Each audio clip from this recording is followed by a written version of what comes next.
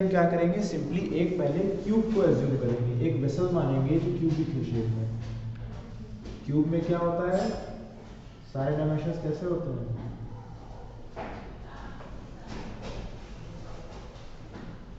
सारे इसके sides equal हो जाएंगे।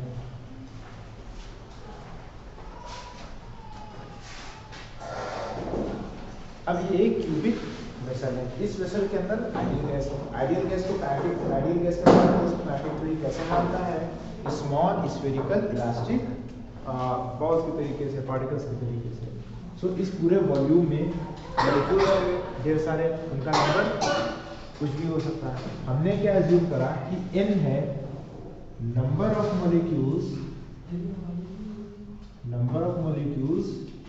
इन a unit volume,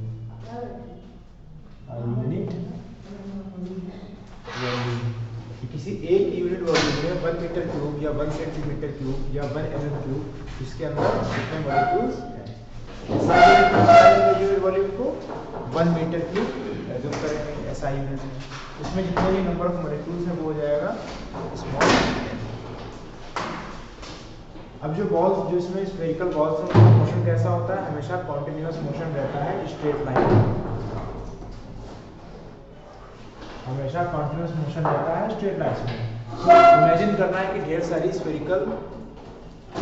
सारे स्फेरिकल पार्टिकल्स हैं जो परफेक्टली इलास्टिक हैं और स्ट्रेट लाइन में इसी स्पीड से मूव कर रहा है, कांस्टेंट स्पीड से।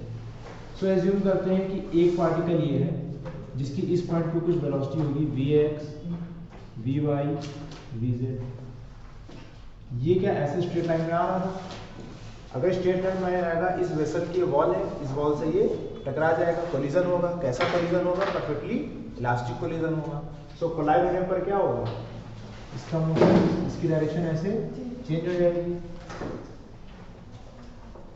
ठीक है, इस पॉइंट पे अब इसकी ये वेलोसिटी के इसके डिफरेंट क्या है, रिजॉल्व पार्ट्स हैं। सो यहाँ पर इसके रिजॉल्व पार्ट क्या हो जाएंगे, ये क्या हो जाएगा माइनस vx, vy और vz। ये हमने x डायरेक्शन एज्यूम करी ना, x y कोऑर्डिनेट बना देते हैं।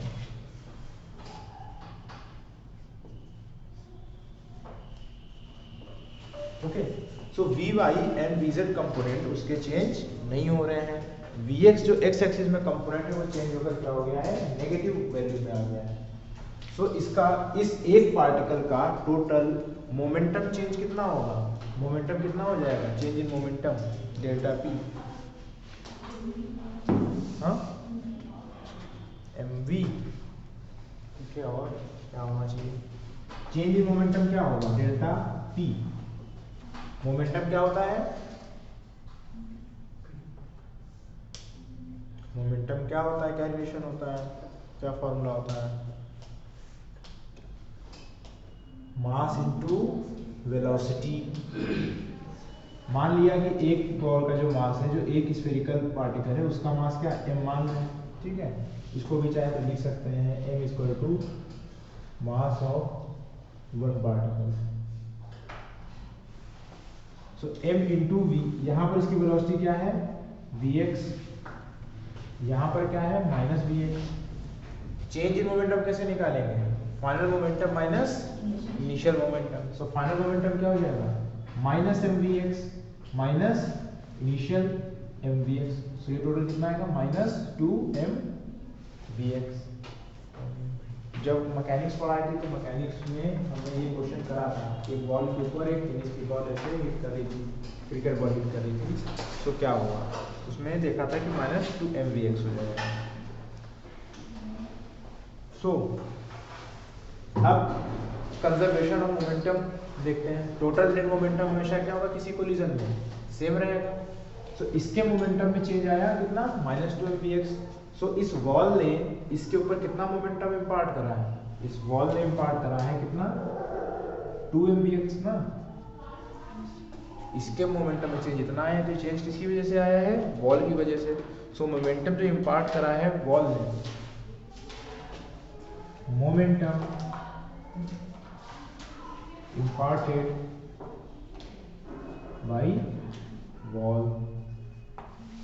जितना वॉल ने इम्पार्ट करा है मोमेंटम, वही क्या जनरेट करता था, वही एक फोर्स लगाएगा, एक फोर्स एक्ट करेगा किसके ऊपर, वॉल के ऊपर, और उसको जब एरिया से डिवाइड कर देंगे तो वो क्या बन जाएगा, प्रेशर। सो आइडियल गैसेस का प्रेशर इसी की वजह से आता था। तो अभी हमने एक पार्टिकल के लिए देखा, इतने में कोई दिक्कत है, इतनी चीज समझ में। एक पार्टिकल को हमने स्टडी करा कि एक पार्टिकल अगर इस पर टकराएगा तो कितना मोमेंटम में चेंज आएगा, -2 mvx आएगा पार्टिकल चेंज में, यानी वॉल कितना इम्पार्ट कर रहा है, 2 mvx। इतना क्लियर है एक पार्टिकल की। अब मान लो कि डेल्टा टी टाइम हम लेते हैं, डेल्टा टी कोई टाइम है, इतने टाइम में किसी एक दीवार पर, एक वॉल पर कितने पार्टिकल्स टकराएंगे। अब इस चीज को थोड़ा सा समझना पड़ेगा। डेल्टा टी टाइम में हर पार्टिकल मूव कर रहा है ढेर सारे, तो किसी कुछ टाइम में मान लो 2 सेकंड, सो 2 सेकंड में कुछ पार्टिकल्स इसके ऊपर टकराएंगे। सो वो टोटल कितने होंगे, वो कैसे फाइंड आउट करें। टोटल पार्टिकल्स जो डेल्टा टी टाइम में इसके ऊपर टकराए, हमें क्या पता है कि n क्या हमने लिया था, नंबर ऑफ मॉलिक्यूल्स एक यूनिट वॉल्यूम में कितने हैं। सो वॉल्यूम अगर हमें पता हो तो हमें पता चल जाएगा कि उतने वॉल्यूम में कितने मॉलिक्यूल्स हैं और उतने ही मॉलिक्यूल्स उसके ऊपर टकरा रहे होंगे। तो हमें अगर निकालना हो number of molecules hitting the wall कितने टाइम में, इन टाइम डेल्टा टी। तो डेल्टा टी टाइम में क्या हो जाएगा, पहले तो हमें मास उसका वॉल्यूम पता हो। वॉल्यूम क्या होता है किसी भी क्यूबॉइडल शेप का, किसी भी सिमेट्रिक शेप का क्या होता है, सिलेंडर का क्या होता है वॉल्यूम, कमिंग कितना होता है सिलेंडर का, πr²h। इसी तरीके क्यूब क्या होता है, क्यूब का क्या होता है, क्यूबॉइड का क्या होता है, length into breadth into height. एक सरफेस का अगर वो सिमेट्रिकल है तो एक सरफेस का एरिया इनटू लेंथ, इतना ही नहीं, कुछ पता ही नहीं है। अगर इसकी वेलोसिटी है, एज्यूम करते हैं v की ना वेलोसिटी का सिंबल हमने क्या लिया था, v। So delta T time में कितनी लेंथ ट्रेवल होगी, v डेल्टा टी। ओके, मान लिया इसका क्रॉस सेक्शन एरिया क्या है, a। सो ये वॉल्यूम हो गया ab डेल्टा टी। इतना क्लियर है, ये वॉल्यूम है नहीं, कुछ नहीं समझ में आया। मान लो कि यहाँ पर से कितने पार्टिकल्स इस वॉल को हिट कर रहे हैं, ये हमें निकालना है। कितने टाइम में हम देख रहे हैं, डेल्टा टी।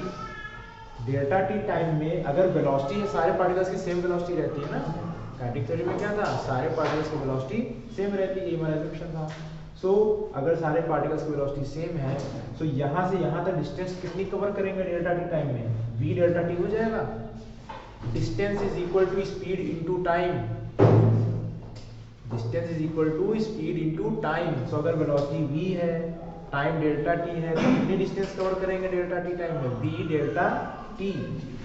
ये हो गई लेंथ। उसके बाद उसको एरिया से, क्रॉस सेक्शन एरिया से मल्टीप्लाई करेंगे, क्या बन जाएगा, वॉल्यूम। ये क्या था, number of molecules in a unit volume. So इतने वॉल्यूम में कितने हो जाएंगे, n से मल्टीप्लाई कर लेंगे, ये हो गया नंबर ऑफ मॉलिक्यूल्स। इतना आप क्लियर हुआ, क्लियर है याद कर लो। अब कुछ सारे पार्टिकल्स क्या एक ही डायरेक्शन में चल रहे हैं, नहीं था, पार्टिकल्स का मोशन क्या था, रैंडम था। और किसी भी यूनिट हाँ वॉल्यूम में क्या होगा, ऑन एवरेज सब जगह पर डेंसिटी क्या रहेगी, सेम रहेगी।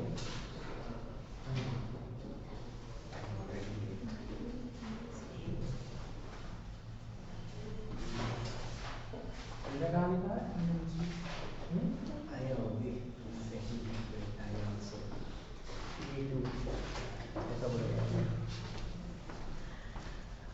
एक वॉल्यूम में क्या होगा, ऑन एवरेज कुछ पार्टिकल्स वॉल की तरफ जा रहे होंगे, कुछ पार्टिकल्स वॉल से दूर जा रहे होंगे। सो हम क्या कह सकते हैं, ऑन एवरेज आधे पार्टिकल वॉल की तरफ जाएंगे, आधे पार्टिकल वॉल से दूर जाएंगे। सो जो एक्चुअल में नंबर ऑफ मॉलिक्यूल्स हैं जो हिट करेंगे वॉल को टाइम डेल्टा टी में, वो क्या हो जाएगा, इसका हाफ। ये गिनती है, काउंट जैसे होती है ना 10 12 25 3000 3025, ऐसी गिनती है कि कितने मॉलिक्यूल्स हिट कर रहे हैं वॉल को टाइम डेल्टा टी में। अब एक मॉलिक्यूल में कितना मोमेंटम चेंज था, 2 mvx। सो अगर इतने मॉलिक्यूल्स हैं तो टोटल मोमेंटम कितना हो जाएगा, टोटल मोमेंटम ट्रांसफर्ड क्या हो जाएगा, एक मॉलिक्यूल का मोमेंटम है ये, टोटल मॉलिक्यूल्स हैं कितने, ये, तो टोटल मोमेंटम क्या हो जाएगा, नंबर ऑफ मॉलिक्यूल्स इनटू ये हो जाएगा, यानी कि 2 mvx into 1/2 NaV delta T. ये भी x में रहेगी क्योंकि हम x एक्सिस पे लेते हैं। सो 2 and 2 विल गेट कैंसल्ड ना, 2 और 2 क्या हो जाएंगे, कैंसिल हो जाएंगे। आएगा क्या, mvx square a delta T, और ये n भी था ना, ये आ जाएगा। यहां तक सबको क्लियर है, ये कैसे आया, क्लियर है ना। nmvx square a delta T, ये क्या है, एरिया, vx क्या है, velocity in this direction, m क्या है, मास ऑफ वन पार्टिकल, n क्या है, number of molecules in a unit volume, delta T क्या है, टाइम। ज्यादा उससे ध्यान से मतलब नहीं है, पर फिर भी थोड़ा देखो। अब बताओ force, second law of motion from Newton जो था उसमें क्या, फोर्स के लिए क्या बताया था, फोर्स क्या हो जाता है, force is, second law of motion क्या है, फोर्स इज ma, ठीक है। सेकेंड लॉ ऑफ मोशन है the change in momentum, the rate of change of momentum is directly proportional to the force applied on a rigid body. So F x क्या हो जाएगा, change in momentum upon time. So पूरा momentum change कितना आया था delta P, ये एक particle का था, ठीक है, पूरा कितना हो गया, इतना हो गया। इसको डिवाइड करने किससे, डेल्टा टी से। तो जब डेल्टा टी से डिवाइड करेंगे, डेल्टा टी कैंसिल हो जाएगा, क्या बचेगा, nmvx स्क्वायर a। उसके बाद ये हो गया हमारा क्या, फोर्स। अब प्रेशर बताओ क्या होता है, फोर्स अपॉन एरिया। तो प्रेशर के लिए फोर्स से डिवाइड कर दे, एरिया से डिवाइड कर देंगे, तो क्या हो जाएगा, nmvx square a upon a cancel हो गया। तो हमारे पास अल्टीमेटली क्या बचा, फोर्स क्या हो गया, nmvx स्क्वायर। x अलग चीज नहीं है, ठीक है, सब स्क्रिप्ट में है, वो चीज याद रखना, ठीक है। nmvx स्क्वायर, ये आ गया हमारा क्या, प्रेशर। अब एक पार्टिकल को हमने ऐसे बनाया, क्या हर पार्टिकल की वेलोसिटी ऐसे रहेगी vx, कोई पार्टिकल ऐसे टकरा रहा होगा, कुछ ऐसे हो सकता है टकरा रहा हो, कोई ऐसे जा रहा हो, सबकी वेलोसिटी अलग अलग है। सो यहाँ जो vx स्क्वायर है वो क्या है, ये तो सारे पार्टिकल्स का हम ले रहे हैं, यानी इसका क्या हो जाएगा, एवरेज। एवरेज किसी क्वांटिटी का करना होता है तो क्या करते हैं, उसके ऊपर एक बार लगा देते हैं। फिजिक्स में किसी क्वांटिटी के ऊपर अगर एक बार लगाना है, इसका मतलब वो एवरेज वैल्यू है, या वैसे तो रेट भी होता है हीट ट्रांसफर में। तो क्या हो जाएगा, इसके ऊपर ऐसे लगा देंगे, ये इतना ही खींच देंगे। ये क्या होगा कि एवरेज है, सारी वेलोसिटीज के स्क्वायर्स का एवरेज। एक्स डायरेक्शन में निकाला था, एक्स डायरेक्शन में हमने निकाला था। अब कितनी एक्सिस है, एक्सिस कितनी है, कितनी एक्सिस है, 3 है ना।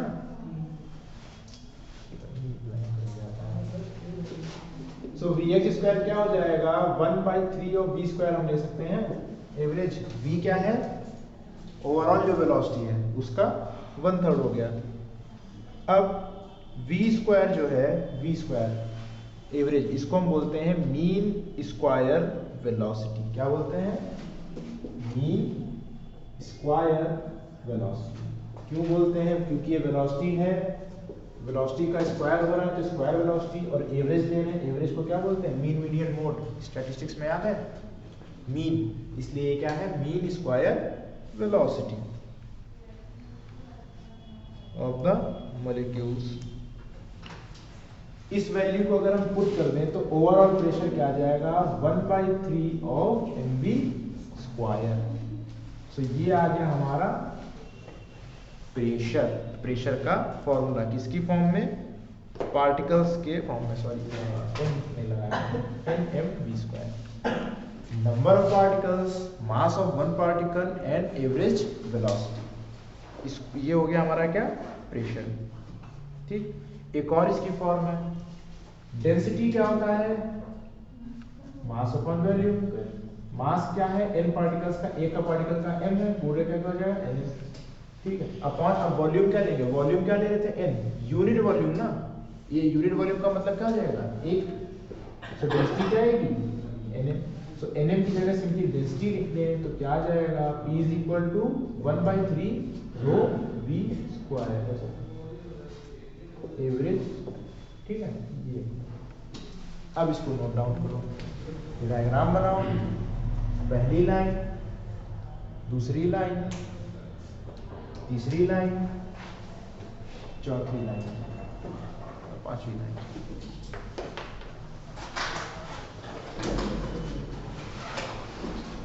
खास मतलब नहीं है तुम लोग को, क्योंकि तुम लोग को बस पता करना, फॉर्मूला याद करना है, तो सारा इसलिए समझ में आया कैसे आता है डायरेक्टली, मतलब क्या है इसको। n है नंबर ऑफ मॉलिक्यूल्स, थोड़ी सी जगह छोड़ देना तब लिखना,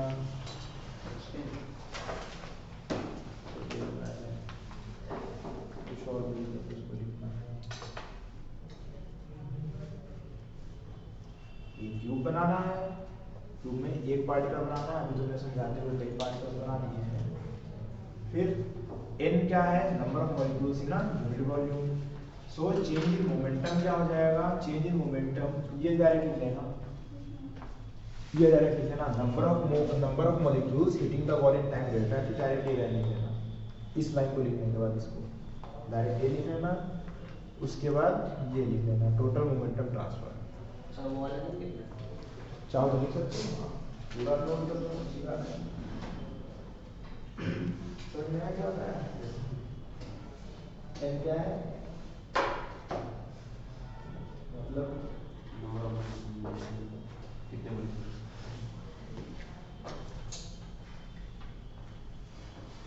क्या हुआ,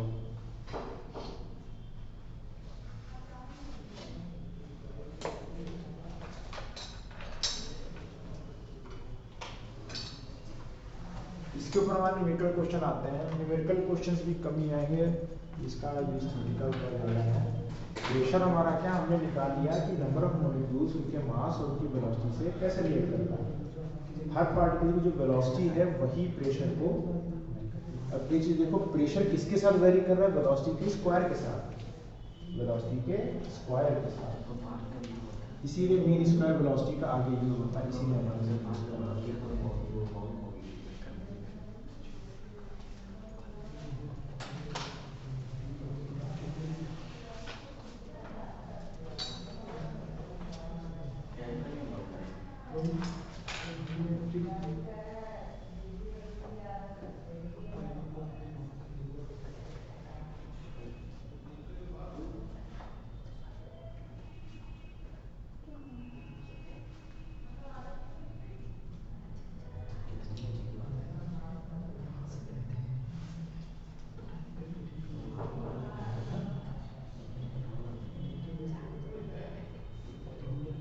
नंबर ऑफ मॉलिक्यूल्स ना यूनिट वॉल्यूम लिखना है, उसके बाद नंबर ऑफ मोल्स की वॉल्यूम टाइम डेल्टा भी लिखना है, ये लिखना है, और फिर यहाँ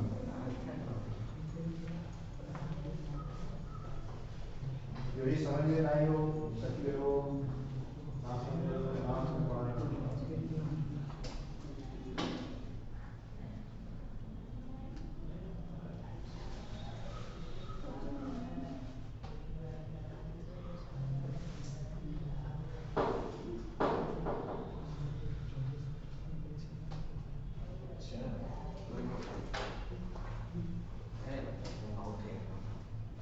क्या कर रहा है, कुछ नहीं कर, तुम्हारा क्वेश्चन ज्यादा होता है।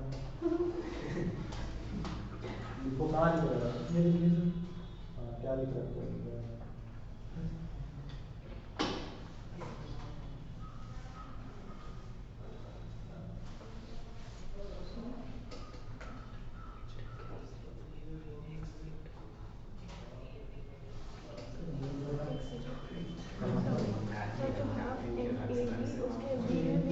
एक से छोटा है इसके ऊपर भी वो नहीं मल्टीप्लाई नहीं जो नीचे नीचे हाँ एक्स है ना मतलब वेलोसिटी एक्स का कंपोनेंट है उसका।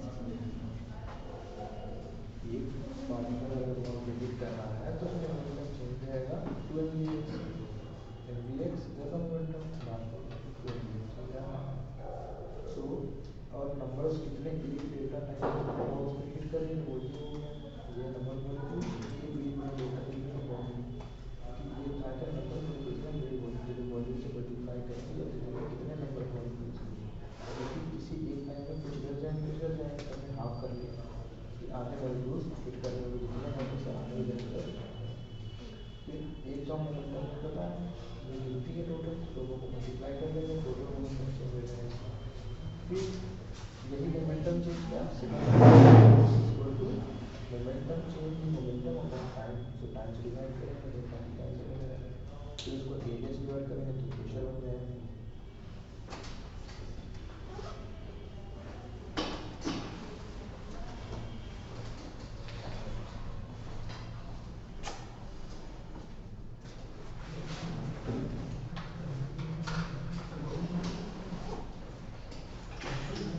ठीक है लिख लिया ना समझ में आ गया सभी को। इसके बाद देखो ये दोनों ही एक्सप्रेशन है प्रेशर को निकालने के लिए। ये number of molecules mass of one molecule and mean square velocity की फॉर्म में है। ये डेंसिटी और मीन स्क्वायर वेलोसिटी की फॉर्म में। इसके बाद एक रिलेशन लिखो जो इम्पोर्टेंट है वो है रिलेशन बिटवीन प्रेशर हेडिंग डालो रिलेशन बिटवीन प्रेशर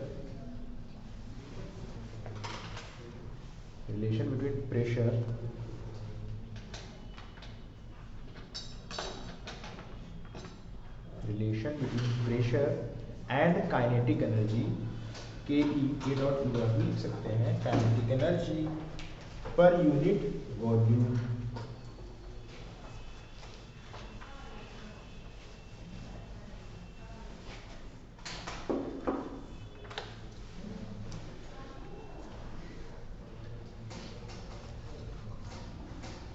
ठीक है अभी मास को देख लेते हैं।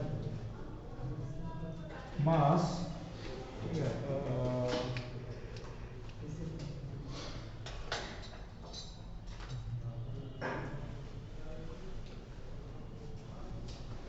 क्या कर रहे हो तुम क्या इधर बैठवा गए इधर आओ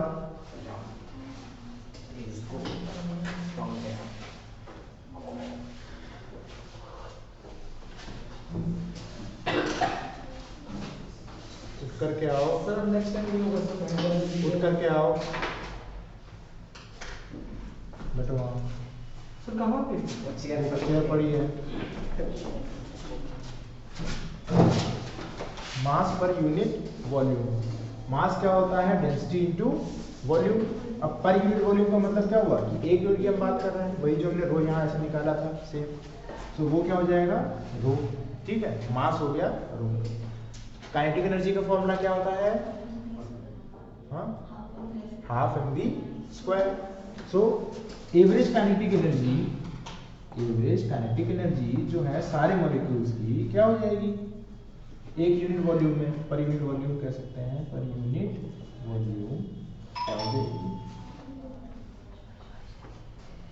half rho mean square velocity. इतनी हो जाएगी। हाफ mv स्क्वायर होता है मास को हमने देखा क्या पर यूनिट वॉल्यूम के लिए रो है, और v स्क्वायर सारे उसकी एवरेज वेलोसिटी से निकाल, कितना हो गया ये एवरेज मीन स्क्वायर वेलोसिटी। और उसके अलावा हमने प्रेशर को क्या निकाला है, हाफ रो वी स्क्वायर, ठीक है।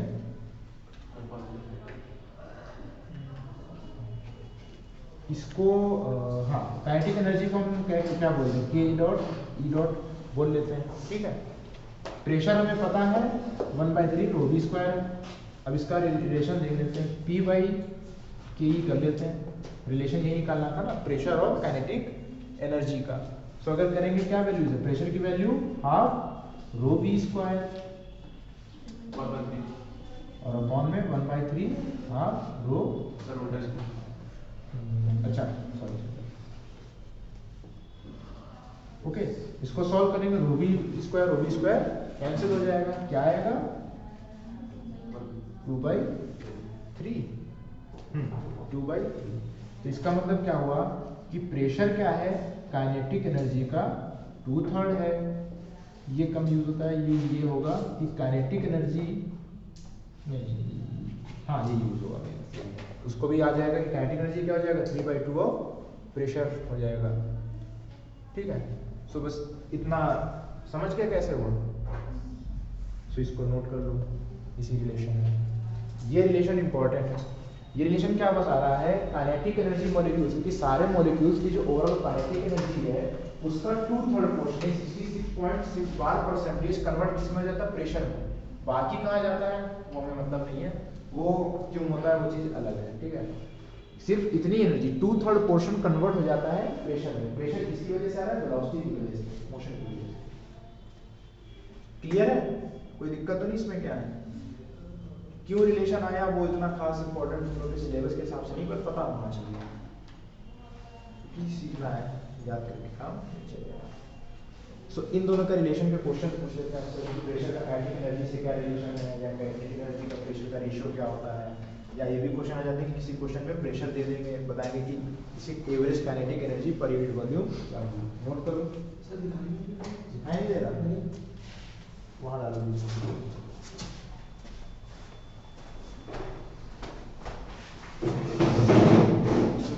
थोड़ा सा इधर, ओके। सो ये हो गई एवरेज काइनेटिक एनर्जी, इतना क्लियर है।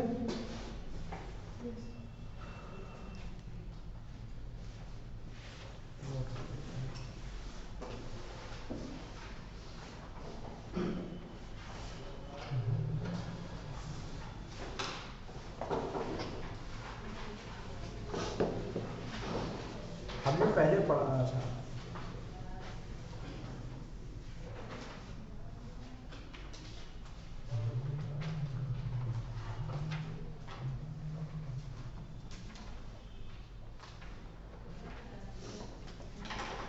हमने पहले देखा था थर्मोडायनेमिक्स प्रोसेस में क्या किसी भी आइडियल गैस की इंटरनल एनर्जी कैपिटल यू से किस पर डिपेंड करती थी, टेम्परेचर पर। Very good, on depends only on temperature. इस प्रॉपर्टी का हमने कई बार यूज भी करा था, आइसोथर्मल एक्सपेंशन वगैरह में जब पढ़ रहे थे तो वहाँ पर हम यू को 0 इसी बेसिस पर लिख रहे थे ना, ये नोट कर लिया ना।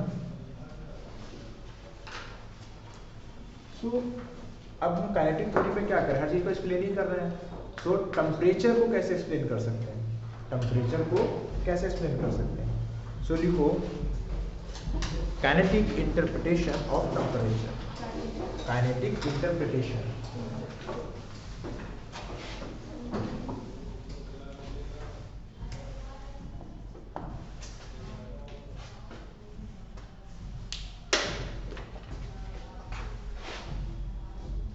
काइनेटिक इंटरप्रिटेशन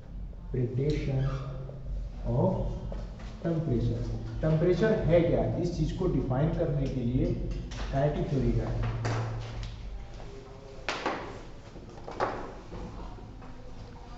सो कल इसको एक्सप्लेन करा था ऐसे इनडायरेक्टली ना, थ्योरेटिकल बेसिस। उसमें क्या बताया था, कल क्या बताया था, जो बैठ के यहाँ बताया था, एक्सप्लेन करी थी ना, कोई थ्योरेटिकल पोर्शन सारा कवर कर दिया था, सिर्फ मैथमेटिकल करना था। हाँ? हाँ।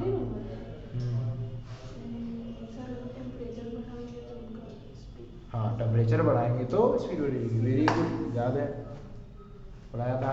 अगर टेम्परेचर बढ़ाएंगे तो क्या बढ़ जाती है, उनकी स्पीड बढ़ जाती है। स्पीड बढ़ेगी तो कौन सी एनर्जी बढ़ेगी, काइनेटिक एनर्जी। सो अभी हमने काइनेटिक एनर्जी प्रेशर का रिलेशन निकाला था, प्रेशर का रिलेशन निकाला था, उसी चीज़ को हम यूज़ करेंगे। डेंसिटी क्या होता है, rho equal to mass upon velocity ना, क्या होता है, mass upon volume. So pressure का formula half 1/3 rho V square. इसको हम क्या लिख सकते हैं,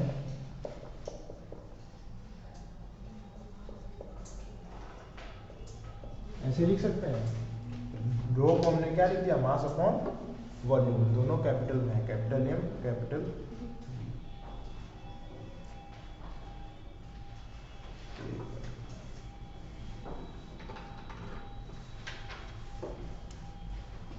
हेडिंग डाल दिया ना सभी ने, ये लिखो जो लिखा है।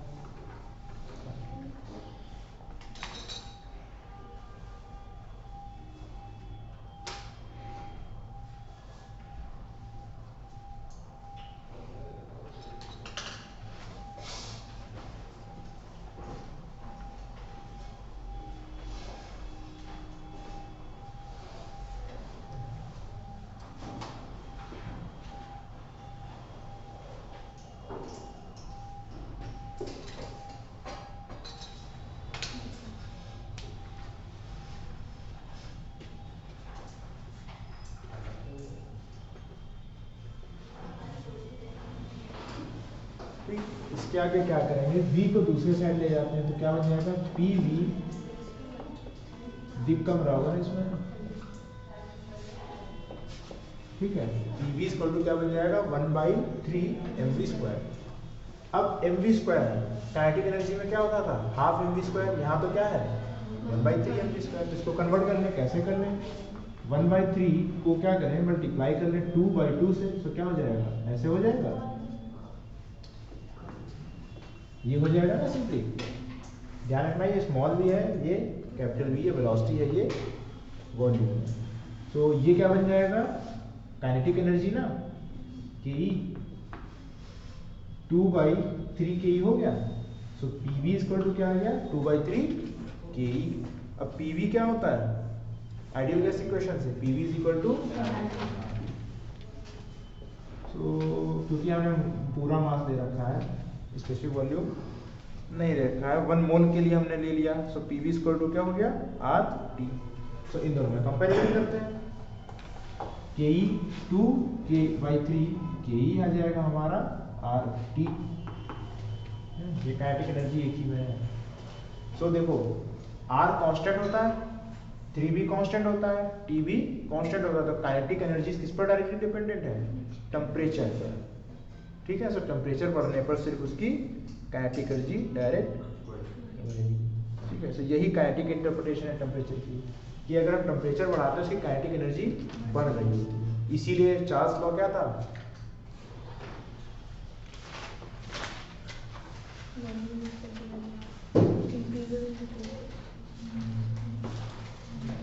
तो इसको एक्सप्लेन करने के लिए ऐसा के ही को हम सिर्फ ई लिख दिया अगर, ठीक है, थोड़ा शॉर्ट करने के लिए। सो 3/2 तो यहाँ से भी समझ सकते हो कि ई इसका डायरेक्टली प्रोपोर्शनल है। एक और तरीका होता है, अगर दोनों साइड हम नंबर ऑफ मॉलिक्यूल से डिवाइड करते हैं, तो एक कांस्टेंट दिखाया था 12 बोल्ट्जमैन कांस्टेंट, वो क्या था, n से डिवाइड करते थे ना, सो क्या हो जाएगा, E/n आ जाएगा हमारा सिंपली 3/2 के भी था ना बोल्ट्जमैन कांस्टेंट, T ऐसे आ जाएगा। तो यानी कि अच्छा इसका नोट कर, इसमें से नोट क्या क्या कर लेना, सीधे ये लिख लेना पी वी इक्वल टू, ये डायरेक्टली लिख लो, और ये लिख लो P V equal to R T. Comparison करेंगे ये हो जाएगा, पूरा लिखना चाहो पूरा भी लिख सकते हो। ये चीज समझ में आई कैसे करी हमने? सिंपली हमने एक रिलेशन लिया, हाफ एम वी स्क्वायर लगा दिया, हमें ये पता चल गया कि सिर्फ टेम्परेचर ही पे डिपेंडेंट आ रहा है और किसी चीज पे डिपेंडेंट नहीं आ रहा है।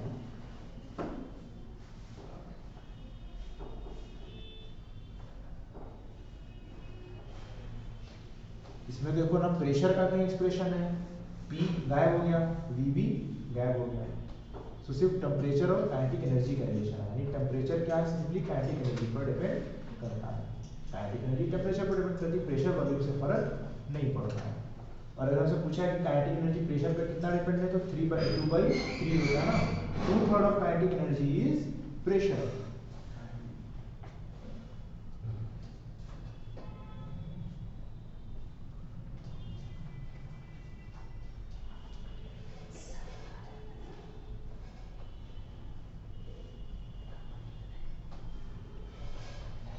इसके आगे स्टेटमेंट लिखो, मीन काइनेटिक एनर्जी, इसको लिखने के बाद लिख लिया, चलो लिख लेना तो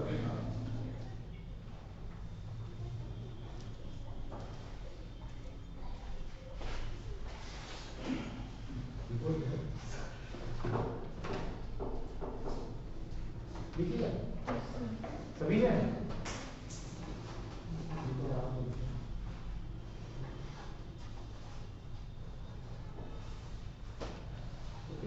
देखो mean kinetic energy, kinetic energy को K डॉट E डॉट लिख लिया, देखो अगर तुम लिख सकते हो पूरा लिख लो, अच्छी बात है। मीन काइनेटिक एनर्जी पर मॉलिक्यूल, मीन काइनेटिक एनर्जी पर molecule is proportional to the absolute temperature of the gas, proportional to the absolute temperature of the gas। अब absolute temperature यहाँ T कौन सी यूनिट में है? फ़ारेनहाइट। यहाँ ये T है ना, टेम्परेचर कौन सी यूनिट में लेंगे? फ़ारेनहाइट, केल्विन, इसीलिए absolute temperature। इसको क्या था? So is proportional to absolute temperature of the gas, ठीक? Comma independent of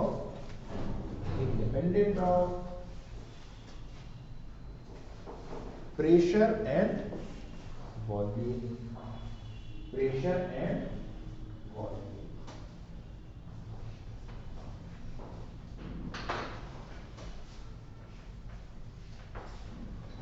इसके बाद क्या लिखो आगे इसमें जो सबसे ऊपर का रिलेशन है, लिखो capital E is equal to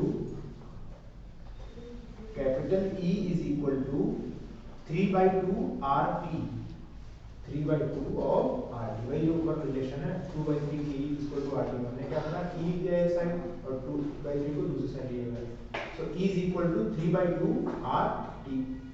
अब काइनेटिक एनर्जी का क्या होता है फॉर्मूला? हाफ mv स्क्वायर, जहां v स्क्वायर कौन सा लेंगे? मीन स्क्वायर वेलोसिटी वाला ना। सो नेक्स्ट स्टेप में E की जगह लिख दो हाफ mv स्क्वायर। नहीं है समझ में? ये लिखा, हां E की जगह पर लिखो हाफ mv स्क्वायर। E की जगह पर v स्क्वायर कौन सा एवरेज वाला लेंगे, ये वाला है, ठीक है? कैपिटल होगा E is equal to half कौन सा mv स्क्वायर, वही जो ऊपर कैपिटल है, mean square velocity equal to 2/3 RT। ऐसे half mv square is equal to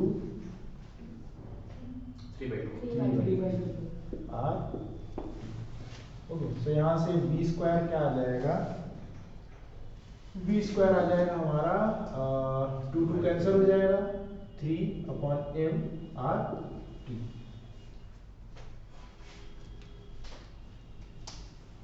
उसके बाद क्या v, इतना ही हमारा एक आ गया, ये मीन स्क्वायर वेलोसिटी का रिलेशन आ गया।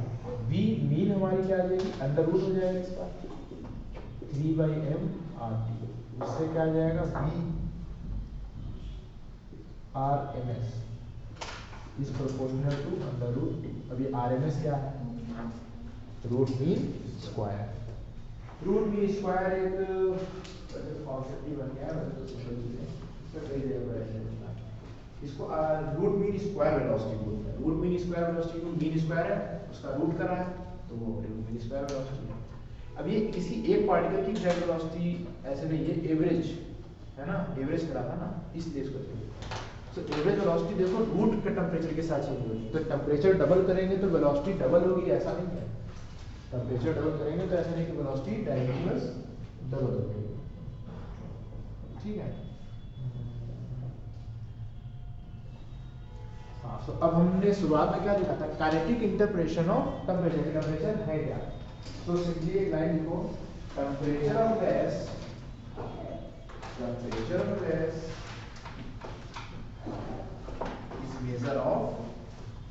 is measure of average kinetic energy of its molecules.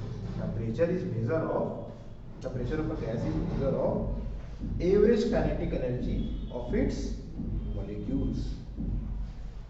Average kinetic energy of its molecules, यानी कि टेम्परेचर को हमने डिफाइन कर दिया। यही काइनेटिक थ्योरी का काम है, हर चीज को एक्सप्लेन करना कि प्रेशर क्या होता है, वेलोसिटी क्या होती है, क्यों होती है, वॉल्यूम क्यों एक्सपैंड करता है, प्रेशर क्यों बढ़ता है या घटता है, टेम्परेचर कैसे होता है, तो टेम्परेचर को कर दिया। अगर वो टेम्परेचर 0 केल्विन, सो VRMS कितना आएगा, अगर T0 रखेंगे तो VRMS कितना आएगा 0, यानी इसकी वेलोसिटी क्या हो जाएगी 0, यानी क्या पार्टिकल्स मूव कर रहे होंगे, नहीं, स्टेशनरी रहेंगे। इसका एक क्वेश्चन कल करा था। एक्सप्रेशन से ऐसे आता है, इसको फिर लिखा दिया जाता है तो याद कर लिया जाता है कि T अगर 0 है तो V भी 0 होगा, पार्टिकल स्टेशनरी होंगे। बट अंडरस्टूड कर सकते हो, जितना हम टेम्परेचर दे रहे हो उतना वेलोसिटी बढ़ रही है, जब टेम्परेचर ही 0 होगा वेलोसिटी क्या हो जाएगी, सारे पार्टिकल्स रेस्ट करेंगे। तो इसको नीचे लिख लो, T = 0 केल्विन, मतलब क्या होगा, V आ रहा है, V क्या ना, क्लियर है।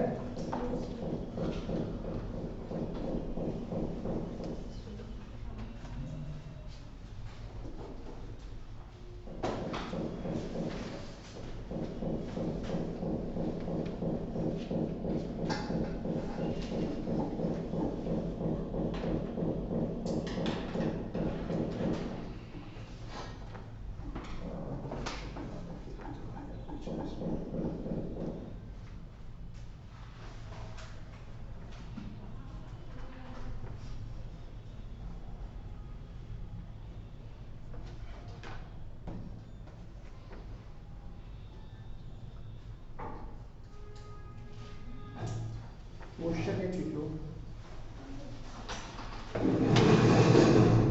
Calculate the number of molecules, calculate the number of molecules,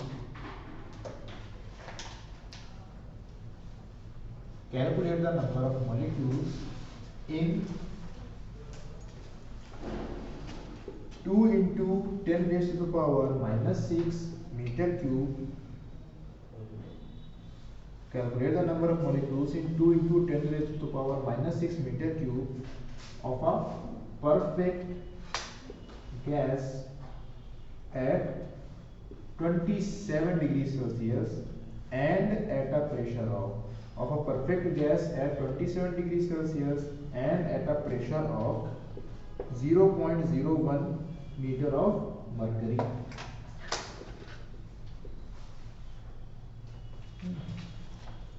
ठीक है, एक गैस के लिए हमें कंडीशन दे रखी है, इसमें बताना है कि मॉलिक्यूल्स हैं कितने, और क्या दे रखा है, mean kinetic energy of a molecule, एक मॉलिक्यूल की कितनी है 27 डिग्री सेल्सियस पर 4 × 10⁻⁻11 क्यूब, और जी की वैल्यू वही 9.8 मीटर पर सेकंड स्क्वायर दे रखी है।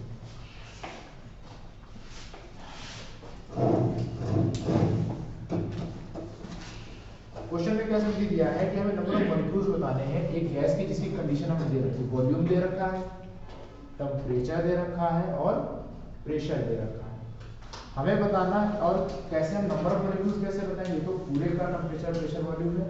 नंबर ऑफ मॉलिक्यूल्स बताने के लिए हमें क्या, एक मॉलिक्यूल का, सिर्फ एक मॉलिक्यूल की मीन काइनेटिक एनर्जी दे रखी है, वैल्यू दे रखी है।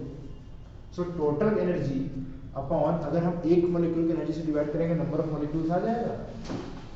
अगर हम टोटल एनर्जी को एक मॉलिक्यूल की एनर्जी से डिवाइड कर देंगे तो आ जाएगा।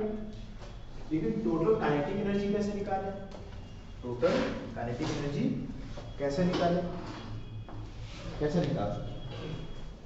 देखो सवाल को समझो, हमें निकालना क्या है? Number of molecules.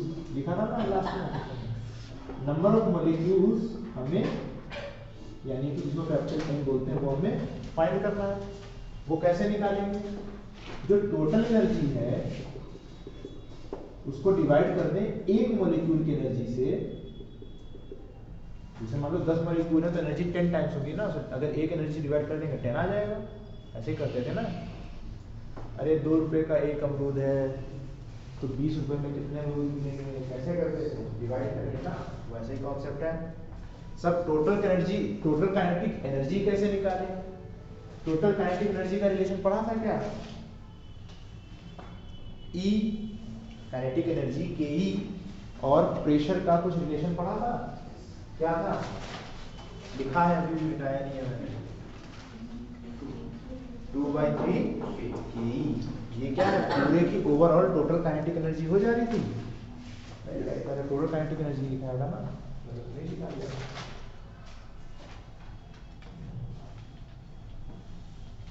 ठीक है, कई में उसमें जहाँ लिखा था उसमें लिख लो एवरेज टोटल काइनेटिक एनर्जी भी लिख सकते हो। काइनेटिक एनर्जी लिखा है, जो के ई है वो क्या है? एवरेज टोटल काइनेटिक एनर्जी है। ठीक है, पूरे उसके मास की kinetic energy. Okay, so pressure अगर हमें पता, हम काइनेटिक एनर्जी उस रिलेशन से निकाल लेंगे। पर क्या प्रेशर हमें पता है? प्रेशर कैसे दिया है? 0.01 मीटर ऑफ मरकरी। अब मरकरी के कॉलम अगर हमें दिए होते हैं तो उससे प्रेशर हम कैसे निकालते हैं? मरकरी के कॉलम से प्रेशर कैसे निकालते हैं? फॉर्मूला क्या होता है मरकरी कॉलम का? या किसी भी फ्लूइड का जो कॉलम होता है उसकी वजह से जो प्रेशर होता है उसका फॉर्मूला क्या होता है? P इज इक्वल टू,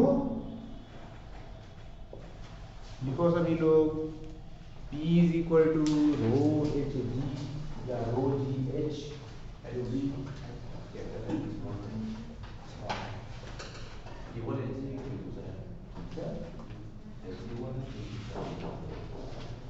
अच्छा, कोई लोग एच जी से इसको मत कंफ्यूज करना कि मत करिए, ठीक है? मुझे रो एच जी का फॉर्मूला में लिखने की आदत है, रो जी एच पढ़ा होगा ना। किसी को प्रेशर का कॉलम का फॉर्मूला नहीं याद है फ्लूइड का? लिखो हेडिंग लगा दो, क्वेश्चन में लिखो आप सबने P equal to rho G H. अब मरकरी की डेंसिटी कितनी होती है? मरकरी की डेंसिटी कितनी होती है? 13.6 पर यूनिट। सही बताया तुमने, पर यूनिट के बिना गड़बड़ हो जाएगा। देखो मरकरी की डेंसिटी होती है 13,600 किलोग्राम पर मीटर क्यूब। कितनी? 13,600 किलोग्राम पर मीटर क्यूब। जी की वैल्यू 9.8। अगर हम चाहें इसको अप्रोक्सीमेटली 10 कर सकते हैं। 0.01 मीटर हमें हाइट कॉलम की दे रखी है। वैल्यूज को सॉल्व करेंगे, क्या हो जाएगा? कितना आएगा?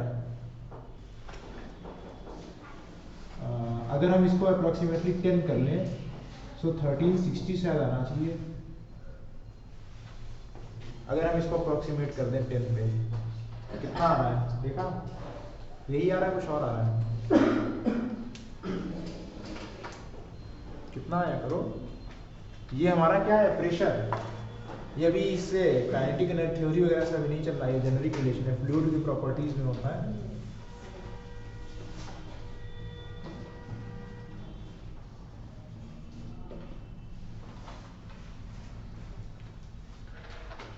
इसके बाद फ्लूइड प्रॉपर्टीज पढ़ने क्या ध्यान में? ओके, एनीवे, सो ओवरऑल जो काइनेटिक एनर्जी का फॉर्मूला क्या होता है? E इज 3/2 ऑफ प्रेशर था ना, यही होता था ना, यही था ना, कितना था? सो ई एवरेज काइनेटिक एनर्जी क्या आ जाएगी? 3/2 टाइम्स पी, कितना आ जाएगा?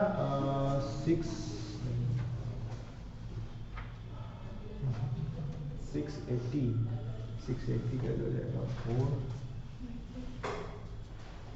2040 जूल आ रहा है क्या? कैलकुलेट करके देखो कोई लोग।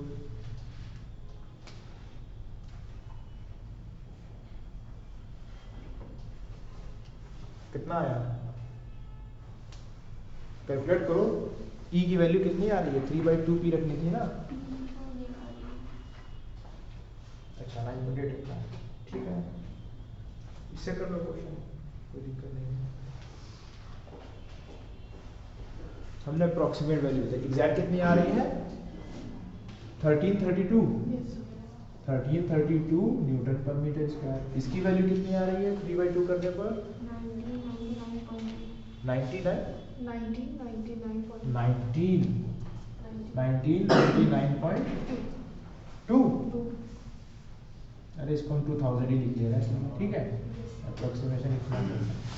ओके, ये अप्रोक्सीमेट वैल्यू है, ये एग्जैक्ट वैल्यू है। हमें निकालना क्या है? n यानी नंबर ऑफ मॉलिक्यूल्स। वो क्या हो जाएगा? टोटल एनर्जी कितनी है डिवाइडेड बाय एक मॉलिक्यूल की एनर्जी कितनी है, ठीक है, मॉलिक्यूल की काइनेटिक एनर्जी कितनी है, टोटल एनर्जी कितनी है? 2000 जूल। और एक मॉलिक्यूल की एनर्जी हमें क्वेश्चन में दे रखी है 4 × 10⁻11 जूल। इसको सॉल्व करेंगे,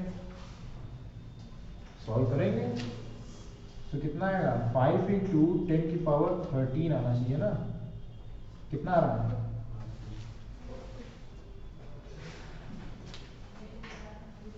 5 × 10⁻13 आएगा, क्या आएगा? गड़बड़ कर दिया है।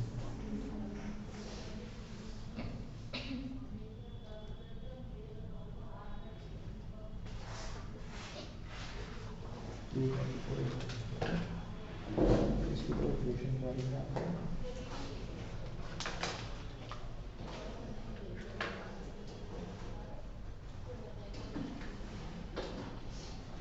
इसको 2/3 क्या देता है?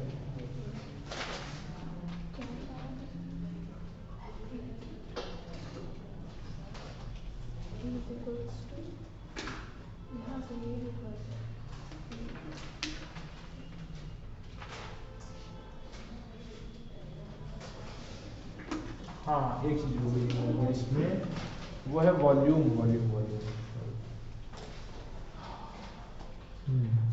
ये जो ई आती है, ये क्या आता है? पर यूनिट वॉल्यूम आता है, तो यहाँ पर बी से मल्टीप्लाई हो जाएगा इसमें। सो 2000 जूल से क्या इसमें मल्टीप्लाई हो जाएगा वॉल्यूम से, जो कि है 2 × 10⁻6। तो यहाँ भी हो जाएगा 2 × 10⁻6। ये जो ई है, ये क्या है? ये पर यूनिट वॉल्यूम में है। Average kinetic energy per unit volume है। ये ध्यान नहीं दिया कि इसमें वॉल्यूम भी दिया था।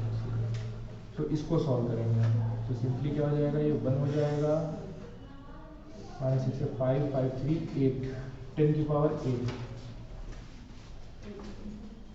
10⁸8 आ जाएगा।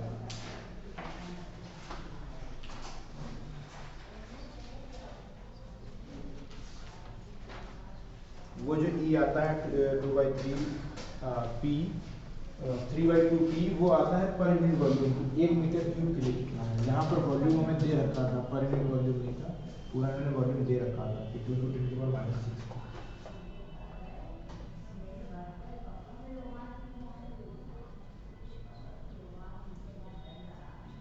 ओके, दो रिलेशन हमने यूज करे।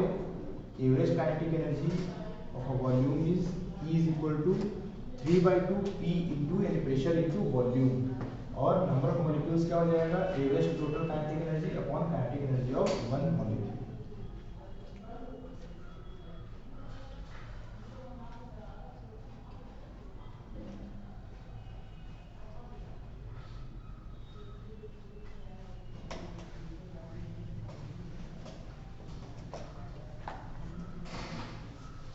ओके, इसके आगे डेरिवेशन का एक टॉपिक है जो चार्ल्स लॉ है, बॉयल्स लॉ है, और कौन था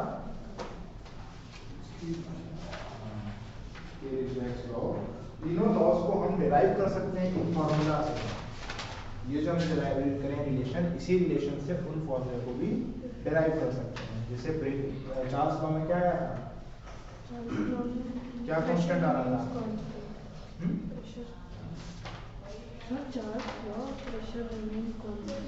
हाँ, वॉल्यूम कांस्टेंट था, रिलेशन क्या आ रहा था उसमें ना, पीटी ये v अपॉन टी कांस्टेंट आ रहा था ना। तो उसकी वैल्यूज यहाँ से हमने यहाँ वॉल्यूम वाला निकाला था, हाफ एम स्क्वायर में pv रखा था उस साइड, वो रखकर और इधर से t को रखकर कैंसल आउट करते हैं, सो वो रिलेशन आते हैं। क्योंकि तुम्हारे लिए डेरिवेशन का मतलब नहीं है, तो हम सोच रहे हैं कि कराएं, हम तुमको डेरिवेशन अलग से दे देंगे नोट्स में, उसमें से तुम लोग देख लेंगे, ठीक है? या डिराइव करा दें, डिराइव करा दें, बहुत जल्दी हो जाएगा, टाइम जाएगा, लेंथी हो जाएगा, इसलिए अभी नहीं करा रहे हैं, फिर करा देंगे, ठीक है? पूरा करना है, वो सिर्फ डेरिवेशन है, उसमें बस प्रूफ होगा कि हाँ चार्ल्स लॉ सही है काइनेटिक थ्योरी के हिसाब से, या काइनेटिक थ्योरी उसको प्रूव करती है, बॉयल सारे लॉ सही है, बस इतना उसमें है।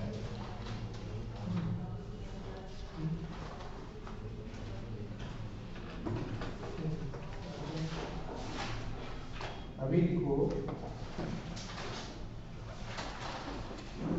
एवोगैड्रोस लॉ, सबको पता ही होगा एवोगैड्रो नंबर की वैल्यू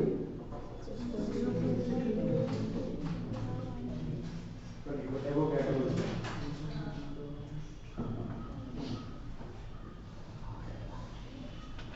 सिर्फ लिखना है स्टेटमेंट, इट स्टेट्स दैट, ये बहुत ही इंपॉर्टेंट लॉ है एवोगैड्रोस लॉ, इसका यूज होता है। It states that equal volume of all gases, it states that equal volume of all gases, equal volume of all gases under similar conditions, under similar conditions, equal volume of all gases under similar conditions of, under similar conditions of temperature and pressure, temperature and pressure contain equal number of molecules, contain equal number of molecules.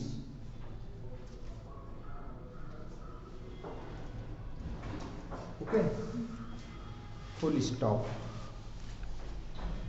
Simply क्या है कि दो अलग अलग gases हैं, मान लो P1 है P2, दोनों का प्रेशर सेम है, इसमें वही लगा देंगे 1/3 रो V 1 स्क्वायर मी स्क्वायर वेलोसिटी, यहाँ 1/3 रो P1 स्क्वायर वेलोसिटी, रो की जगह क्या लिखेंगे nm, यहाँ भी nm, दोनों साइड कैंसल आउट हो जाएंगे, V1 स्क्वायर दोनों साइड ऐसे इक्वल आएगा, फिर उसमें कैंसल आउट करेंगे, अल्टीमेटली सॉल्व करने पर हमें क्या आएगा कि दोनों की mv स्क्वायर की वैल्यू सेम है काइनेटिक एनर्जी की, सो उससे आ जाएगा कि नंबर ऑफ मॉलिक्यूल जितने इसके हैं उतने ही उसकी भी इक्वल है।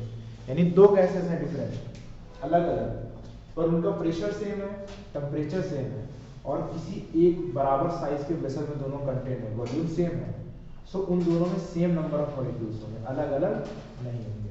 ऐसा नहीं होगा एक में ज़्यादा और एक में कम, जबकि उनका मास क्या होगा, अलग अलग होगा।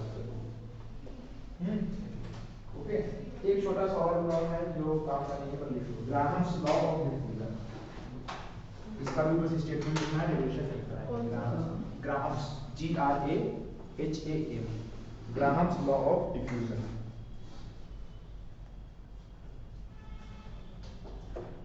Graham's law of diffusion, it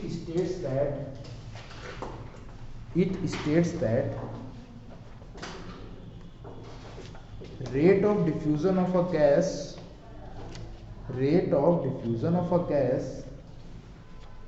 is inversely proportional to that. It states that the rate of diffusion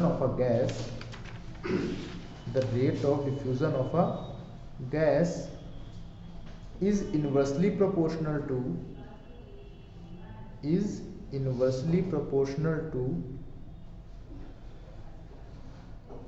the square root of its density. Okay, full stop.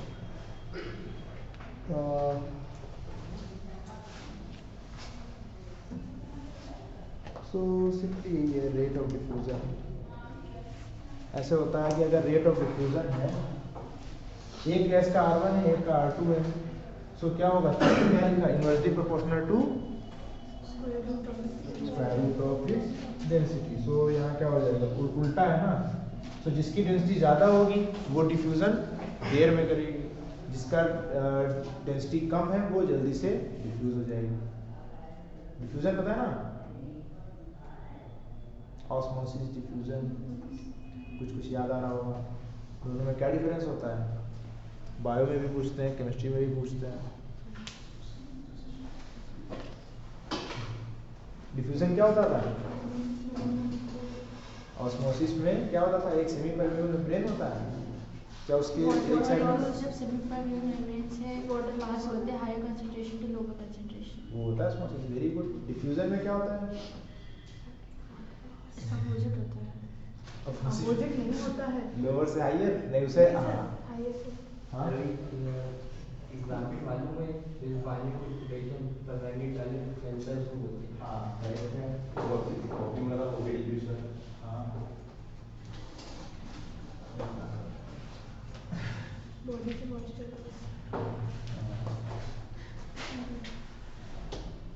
Diffusion में क्या कोई मेम्ब्रेन होता है, नहीं। ऑस्मोसिस से एक तरफ से दूसरी तरफ जाना, कोई बाउंड्री है उसको पार करना। डिफ्यूजन क्या है, किसी चीज़ का मिक्स हो जाना, जैसे वाटर में कोई चीज़ मिक्स हो रही है, अपने आप डिफ्यूज हो रही है। अगर पानी में चीनी डाल के छोड़ देते हैं तो अगर हम उसको चम्मच से स्टीर ना करें तो क्या होगा, वो कभी मिलेगा नहीं उसमें, अपने आप ही मिल जाता है, वो डिफ्यूजन प्रोसेस है। तो दो गैसेस भी आपस में मिक्स हो जाएंगी जब एक ही साथ छोड़ेंगे ना। ये भी प्रॉपर्टीज जो बताई थी कल सबसे बोर्ड पर लिखी थी सबसे पहले परसों, तो ये लिखी थी ना कि गैसेस क्या होती है, आपस में डिफ्यूज हो जाती है। काइनेटिक थ्योरी क्या कहता है कि दोनों, क्योंकि सभी लोग अपने अलग अलग उससे प्रेशर से जा रहे हैं, तो वो एक और लॉ लिखा दें, Dalton's law of partial pressure. Dalton's law of partial pressure. अगर एक वेसल में एक से ज्यादा गैसेस हैं, एक वेसल में एक से ज्यादा गैसेस हैं, तो उनका प्रेशर भी तो कुछ होगा। तो वो प्रेशर क्या होगा, जैसे एक गैस था, जैसे मान लो 2 मीटर क्यूब का एक वेसल है, उसमें किसी प्रेशर टेम्परेचर पर एक गैस को हमने फिल करा, गैस पे उसका प्रेशर था लेस से 10 पास्कल। और उसी तरीके का सेम टू सेम दूसरे कंटेनर था, उसमें दूसरी गैस थी, उसका प्रेशर था लेस से 20 पास्कल।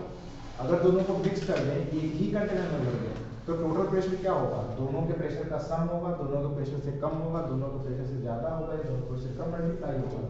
सो इसी के लिए इसको बोलते हैं पार्शियल प्रेशर। पार्शियल क्यों, क्योंकि दो पार्ट्स हो गए ना, एक गैस कोई और है और दूसरी गैस कोई और है।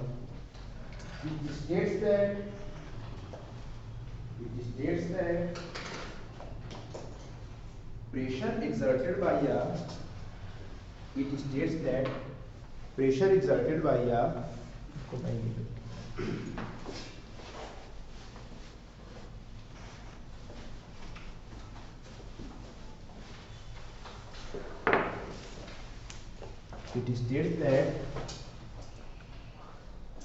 the pressure exerted by a mixture of non-reacting gas, क्योंकि रिएक्ट अगर करेंगे तो उनका कंपोजिशन और उनके मॉलिक्यूलर स्ट्रक्चर सभी कुछ चेंज हो जाएगा। नॉन रिएक्टिंग गैसेस ऑक्यूपाइंग, अब अगर गैसेस हैं, गैसेस का कोई फिक्स वॉल्यूम नहीं होता है, तो वो जिस कंटेनर में होगी उसका वॉल्यूम होगा।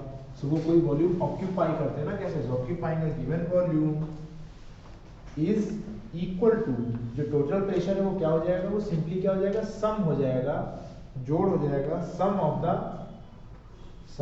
The partial pressures which each gas would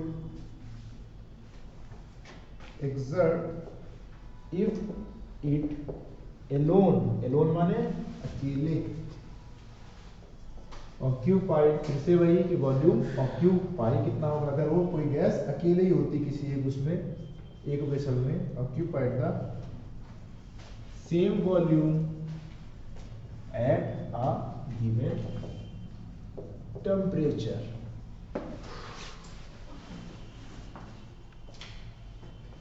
okay, अगर एक वेसल में मिक्सचर है गैसेस का, ढेर सारी गैसेस हैं, वो सब एक ही में भरी हैं उतने ही वॉल्यूम में, तो उनका जो टोटल प्रेशर होगा वो क्या होगा कि अगर उतने ही वेसल में हम एक गैस को रखते हैं अकेले, उसका कुछ प्रेशर होता, दूसरी गैस रखते हैं अकेले, उसका होता, उन सब के प्रेशर को सिंपली ऐड कर दें। ऐसा नहीं है कि एक साथ कई गैसेस होने पर प्रेशर कम या ज्यादा या कुछ होता है, सिंपली ऐड हो जाता है। यानी हर गैस, सिंपल सा नहीं इसको, लेकिन काइनेटिक एनर्जी समझो, हर गैस अपना इंडिविजुअल प्रेशर लगा रही है, अपना इंडिविजुअल प्रेशर लगा रही है, बाकी की गैसेस से उसको कोई मतलब नहीं है।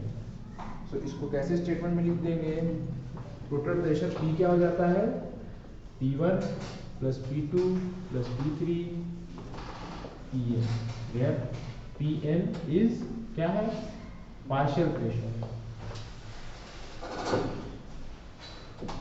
और P क्या है, टोटल प्रेशर, अच्छा नहीं, pressure of mixture of gases. एक सिंपल सा क्वेश्चन पूछ लें, जैसे कि कह देते हैं कि गैस A है, जब वो 2 मीटर क्यूब के किसी वेसल में 30 डिग्री सेल्सियस के टेम्परेचर पर होती है, तो उसका प्रेशर होता है 2 पास्कल। कितना, 2 पास्कल। अगर कोई गैस B है, वो भी 2 मीटर क्यूब के वेसल में 30 डिग्री सेल्सियस पर, उसका प्रेशर है 5 पास्कल। सो अगर दोनों गैसेस को इस वेसल में एक साथ रख दिया जाए तो उसका प्रेशर क्या हो जाएगा, 2 + 5 7 पास्कल। ठीक, आया समझ में?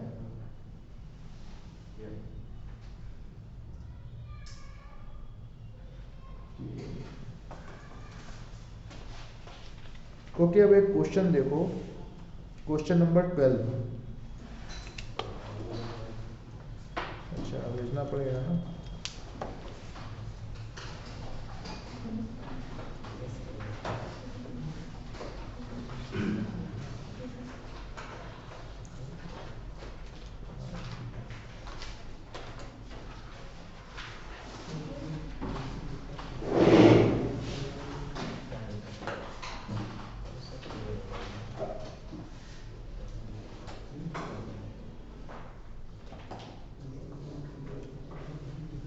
ओके, क्वेश्चन नंबर 12 को देखो, लिखा है क्या, इन अ वेसल, किसी वेसल में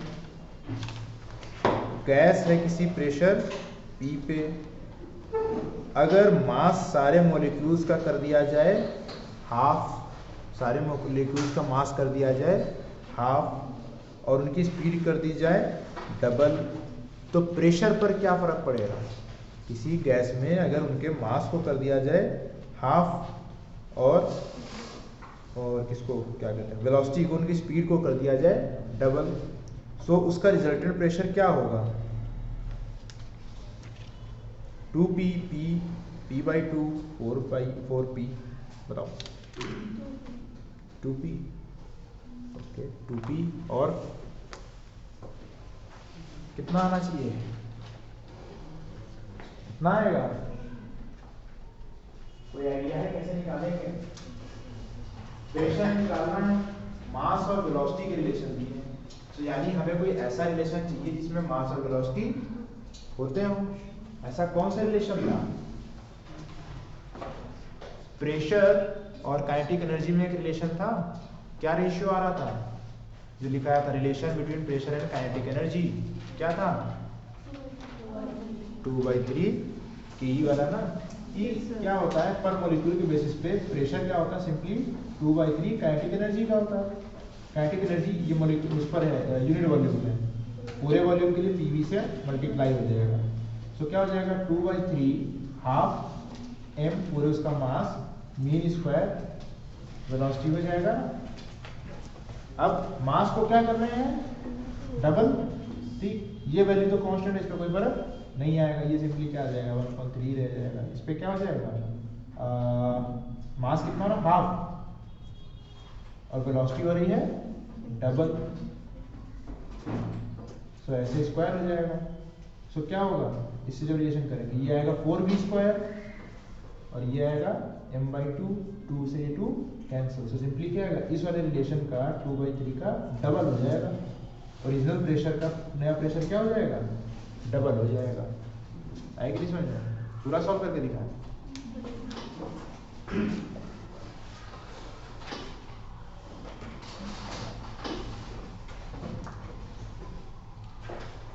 ये कैंसिल हो जाएगा, यानी 1/3 mv² ऐसे आएगा। ओके, अब m का जब हम डबल हाफ करेंगे और p डैश जो नया हमारा प्रेशर है वो क्या हो जाएगा, इसका v का स्क्वायर, v का डबल है तो 2 का स्क्वायर 4v² है, ये कैंसिल हो गया, 1/3 पहले से था। सो p डैश हमारा क्या हो जाएगा, 2 को बाहर ले लेते हैं, बचा कितना 1/3 mv²। सो इसकी वैल्यू क्या है 1/3 mv² की p, सो 2 नया प्रेशर क्या हो गया, पहले का डबल हो जाएगा। ओके, समझ में आया, नोट करोगे। इसके बाद देखो क्वेश्चन नंबर 14, क्वेश्चन नंबर 14।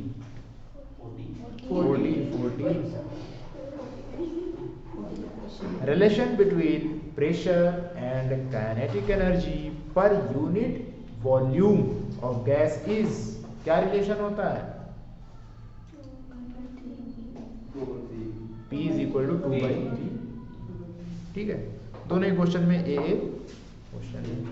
अच्छा, कल भी कराया था फिर से, लेकिन कर लो, कल थ्योरेटिकल बताया था, आज मैथमेटिकली देख लो। 13 number question, at 0 Kelvin which of the following properties of a gas will be 0?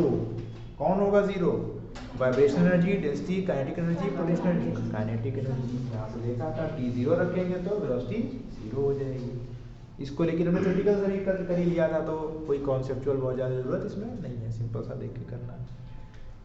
15 number पे देखो question, according to kinetic theory of gases क्या होता है at absolute zero of temperature. Absolute zero temperature पर क्या होता है, वाटर फ्रीज होता है, लिक्विड हीलियम फ्रीज होता है, लिक्विड हाइड्रोजन फ्रीज होता है, या मोलिकुलर मोशन स्टॉप हो जाता है,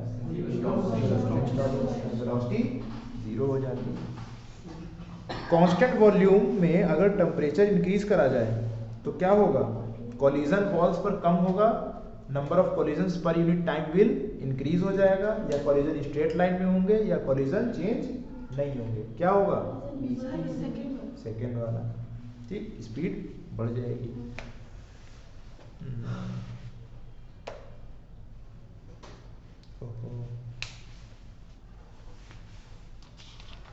जल्दी हो जाएगा, ठीक है। क्वेश्चन नंबर 11 देखो,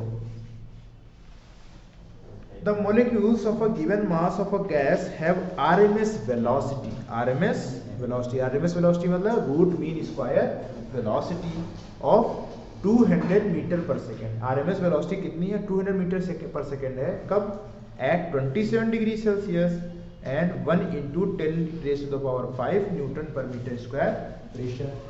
इसको हटा देना, लिख लिया ना ये सभी है।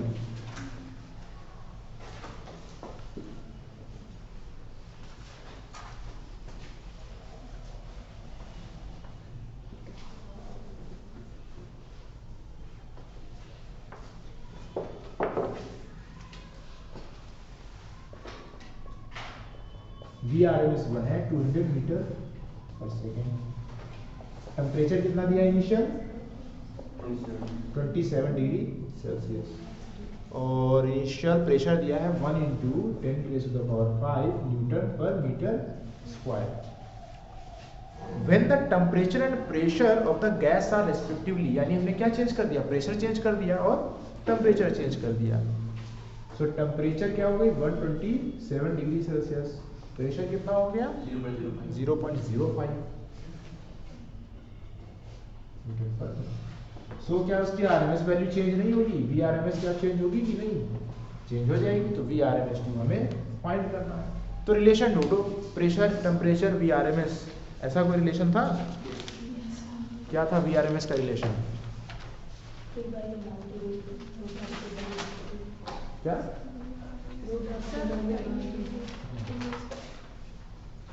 हाँ देखा सब लोग, देखो कौन सा टेम्परेचर वाले में कोई रिलेशन है या प्रेशर में?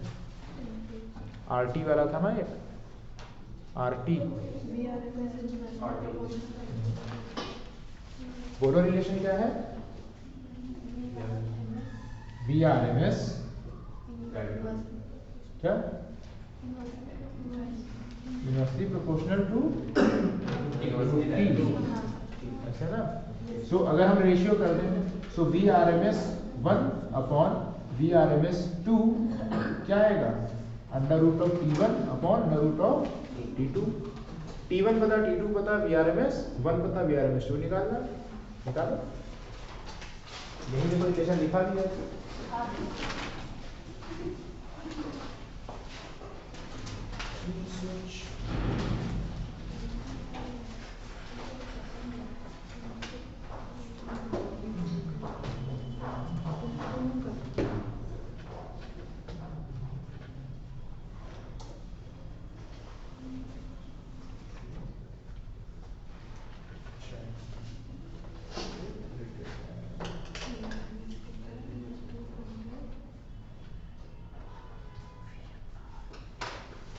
क्या क्या कर रहा है?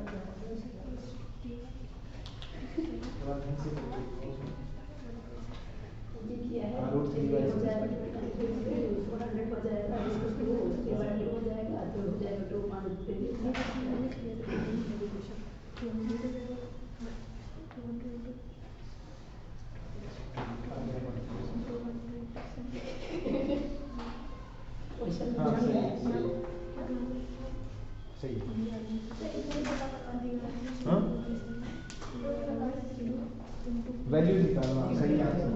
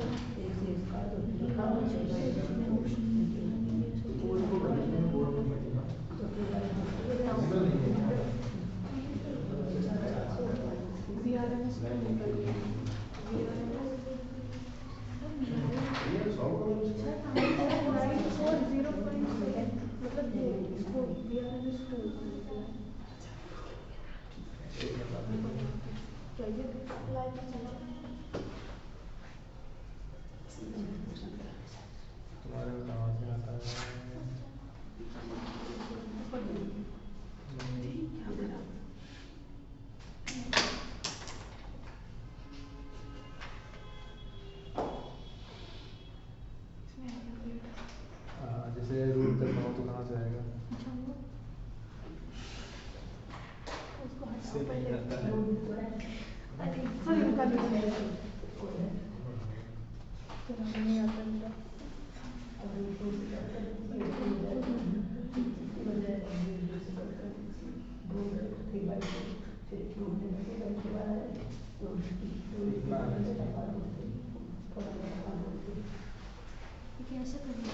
हाँ देखो वैल्यूज इसमें पुट करते हैं। वी आर एम एस 1 की value 200, V R M S 2 हमें फाइंड करना है। T1 कितना हो जाएगा? 300 केल्विन। T2 कितना हो जाएगा? 400 केल्विन। ये कैंसिल हो जाएगा, वैल्यू क्या आएगी? √3/2। वी आर एम एस 2 क्या हो जाएगा? 200 इंटू 2 400 अपॉन √3। यही हमारा आंसर आ जाएगा। क्वेश्चन में क्योंकि इसी ऑर्डर में पूछा है तो हम इसी में वैल्यूज लिख देंगे, सॉल्व करने की जरूरत नहीं है। ऑप्शन नंबर डी सही हो जाएगा। ओके, यही देखो रिलेशन यहाँ पर निकाला था ना। चाहो तो इसमें करके भी रख सकते हो, ये रिलेशन याद हो इससे भी कर सकते हो, वैल्यू रखोगे 3/m कैंसिल हो जाएगा, r कैंसिल हो जाएगा, अगेन यही रिलेशन आएगा। ठीक है ना, समझ में आ गया? किसी को दिक्कत है इसमें?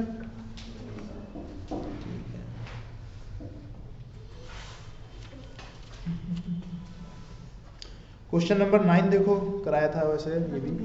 अरे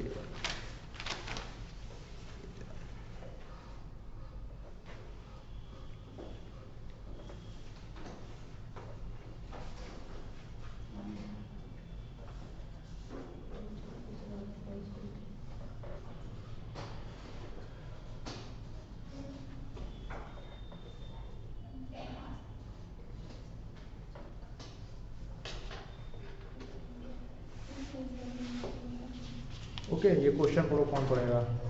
कोई लोग पढ़ो क्वेश्चन नंबर 9।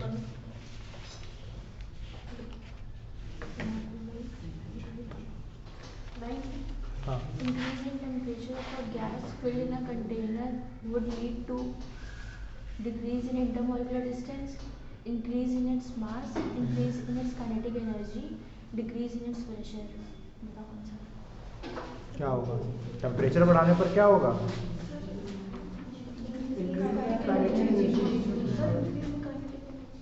हाँ ठीक है, सिंपल सा क्वेश्चन। अभी ये बताओ, किसी को ग्रेविटी चैप्टर का, ग्रेविटेशन चैप्टर का एस्केप वेलोसिटी याद है? क्या होता था एस्केप वेलोसिटी? अच्छा, किसी को ग्रेविटेशन चैप्टर का ये याद है कि अगर एक रॉकेट को ऐसे ऊपर की तरफ भेजते हैं ना, ऊपर की बजाय ऐसे भेज दें, ऐसे एंगल पर, तो क्या वो बाहर जा पाएगा एटमॉस्फेयर के? नहीं जाएगा, तब भी जाएगा उसको। क्या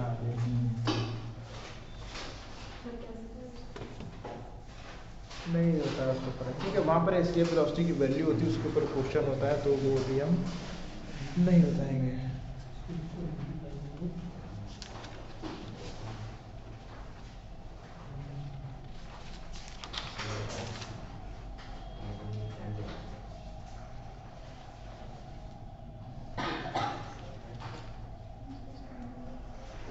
क्वेश्चन नंबर 7 देखो, पढ़ो कोई लोग, कौन पढ़ेगा?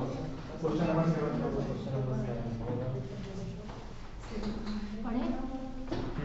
हम कोई भी कौन पढ़े? 3 कंट्री